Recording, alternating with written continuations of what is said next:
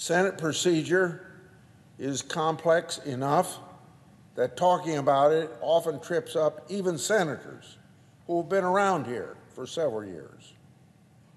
Reporters writing about the so-called filibuster often looked to past reporting to get their bearings.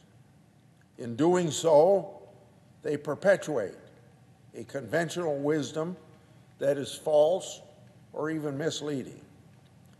It is common around here to refer to the cloture motion as the Senate filibuster. I want all my colleagues to know that I'm guilty of doing this sort of shorthand all the time, and I tell myself I ought to not be making this same mistake. According to the Nonpartisan Congressional Research Service, quote, filibustering includes any use of dilatory or obstructive tactics to block a measure by preventing it from coming to a vote, end of quote. The cloture motion is not the same thing as a filibuster, as the Congressional Research Service will also confirm. The cloture vote requires 60 votes to bring consideration of legislation to finality. That means not just debate, but crucially, the amending process.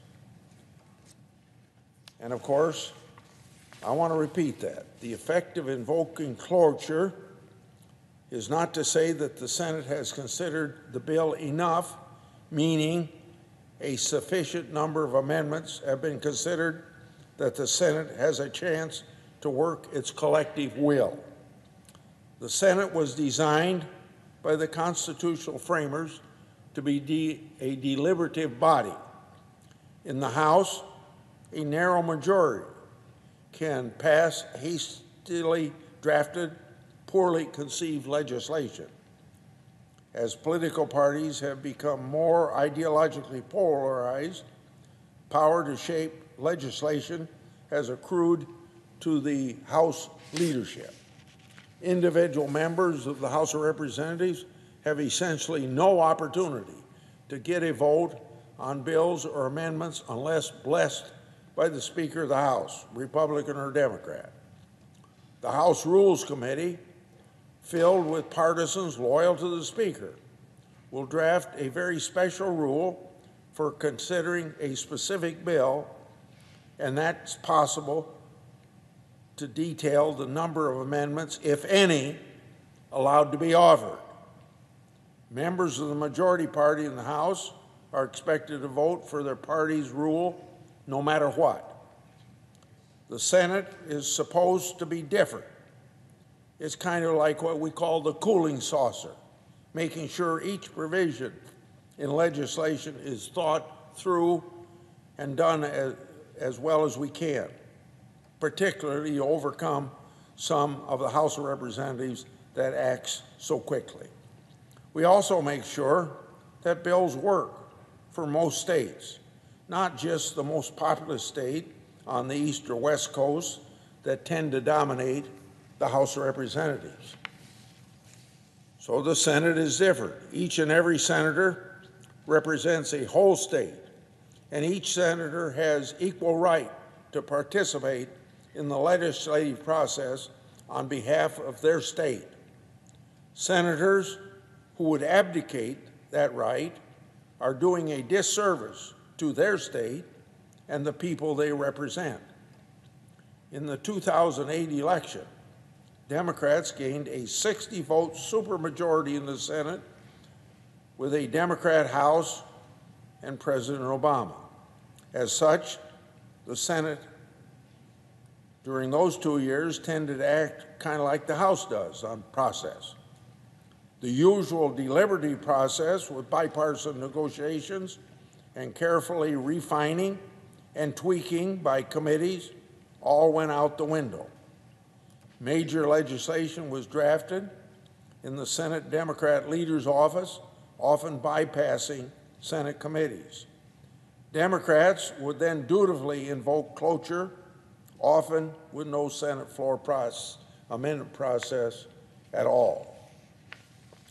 So naturally, those of us that have served around the Senate a while were astounded at the time that Democrat senators would routinely vote to cut off amendment process before it began.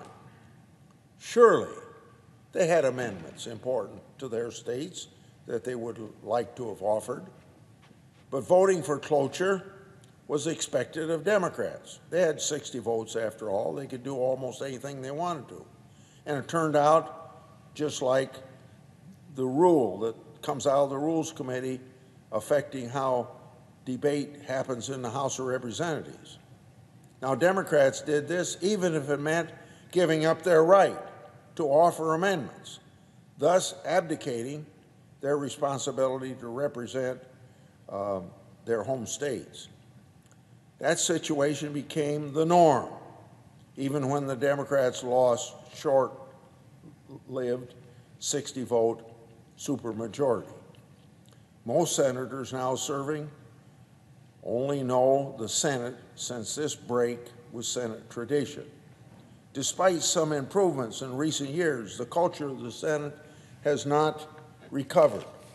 When people say the Senate is broken, the problem is not the one Senate rule keeping it from becoming just like the House of Representatives. In other words, it's not the 60-vote requirement that has broken the Senate. The problem is that people who expect the Senate to act just like the House of Representatives when the Senate is actually intended to be a check on the House. Since the most significant effect of blowing up the 60-vote cloture rule would be denied the right of all senators to offer amendments on the Senate floor, why do people still talk about some return to the mythical talking filibuster?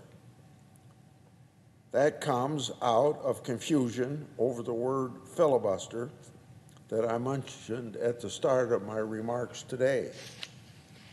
The Senate rules state that in most cases during debate on a bill, a senator may speak for as long as that senator holds the floor. That's the rule Jimmy Stewart's character took advantage of to delay consideration of a corrupt bill in the classic movie Mr. Smith Goes to Washington.